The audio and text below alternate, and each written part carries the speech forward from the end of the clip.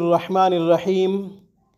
सामिईन कराम, नाजायज़ मुक़दमात से बचने के लिए, नाहक़ केसेस से बचने के लिए नाजायज़ पर्चे कटवा दिए जाते हैं, नाजायज़ मुक़दमे करवा दिए जाते हैं। कसूर भी नहीं होता, कोई गुनाह भी नहीं होता, कोई जुर्म भी नहीं होता।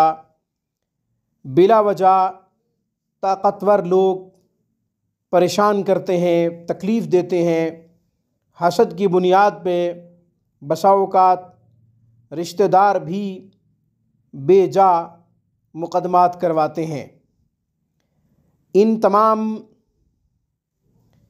मसाइल के लिए एक ख़ूबसूरत रूहानी और नूरानी अमल।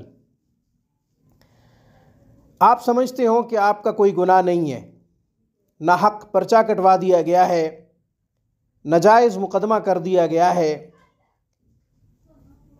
नाजायज़ केस कर दिया गया है। उससे बचने के लिए आपने एक आसान सा अमल करना है। इंशाअल्लाह कामयाबी आपका मुक़द्दर बनेगी। आपका दुश्मन रुसवा होगा, ज़लील होगा, मग़लूब होगा। इंशाअल्लाह हसद की आग में जलता रहेगा मगर उसका कुछ नहीं बन पाएगा। करना क्या है? जब आप नमाज का वज़ू करने लगे, 5 वक़्त नमाज की अदायगी उनके औक़ात में बहुत ज़रूरी है। 5 नमाज़ों की पाबंदी उनके औक़ात में बहुत ज़रूरी है। 5 नमाज़ों के वक़्त की हिफाजत बहुत ज़रूरी है। हर नमाज का वज़ू करने से पहले या क़ादिरु या अल्लाह सिर्फ़ 21 दफ़ा पढ़ लें। या क़ादिरु या अल्लाह 21 दफ़ा पढ़ लें।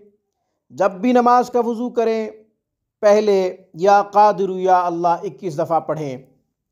नीयत यही करनी है कि मुझ पे जो नाजायज़ केस डाल दिया गया है, मुक़दमा कर दिया गया है, सियासी बुनियाद पे या फिर ज़ाती बुनियाद पे, ज़ाती अना की वजह से मुझ पे नाजायज़ पर्चा कटवा दिया गया है, ये ख़त्म हो जाए। जैसी नीयत करेंगे नतीजा वैसा ही आएगा।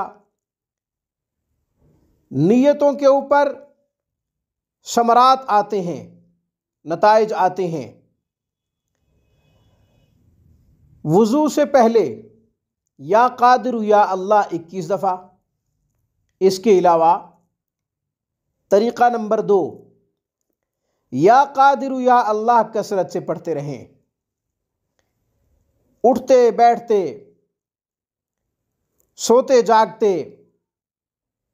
हर घड़ी हर आन या क़ादिरु या अल्लाह का विर्द ज़बान पे रहे। इससे भी इंशाअल्लाह नाजायज़ केसेस, बिला वजह मुक़दमात से निजात मिलेगी।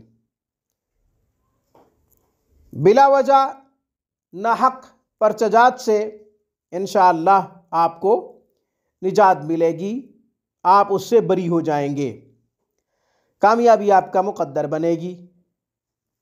या क़ादिरु या अल्लाह कसरत से पढ़ते रहें। आज की खूबसूरत वीडियो में बस इतना ही। अक़ूलु क़ौली हाज़ा व अस्तग़फ़िरुल्लाह व आख़िरु दाअवाना अनिल हम्दुलिल्लाहि रब्बिल आलमीन।